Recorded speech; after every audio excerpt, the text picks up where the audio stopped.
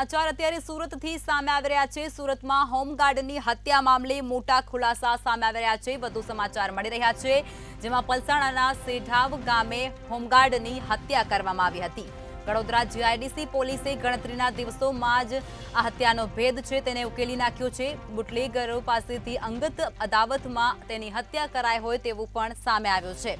ત્યારે હત્યા મામલે 4 આરોપીની પોલીસ દ્વારા ધરપકડ કરી ચૂકવામાં આવી છે અને હજુ પણ તપાસ હાથ ધરાઈ રહી છે। બુટલેગર શિવો ઉર્ફે શિવા યાદવને પણ સોપારી આપવામાં આવી હતી તેવું પણ માહિતીમાં જાણવા મળી રહ્યું છે। ત્યારે આરોપીઓને 3 લાખની સોપારી આપવામાં આવી હતી, જે બાદ હત્યાને અંજામ આપવામાં આવ્યો હતો। હજુ પણ શિવો ટકલો સહિત 9 આરોપીઓ વોન્ટેડ જાહેર કરવામાં આવી ચૂક્યા છે। હોમગાર્ડ કિશન રાઠોડ કડોદરા પોલીસનો બાતમીદાર હોવાની પણ ચર્ચા થઈ રહી છે। ત્યારે આ હત્યા મામલે અત્યાર સુધીમાં પોલીસે 4 આરોપીઓની ધરપકડ કરી લીધી છે અને પોલીસ દ્વારા હજુ પણ તપાસ હાથ ધરાઈ રહી છે। બુટલેગર શિવો ઉર્ફે શિવા યાદવે પણ સોપારી આપવામાં આવી હતી તેવું પણ સામે આવી રહ્યું છે।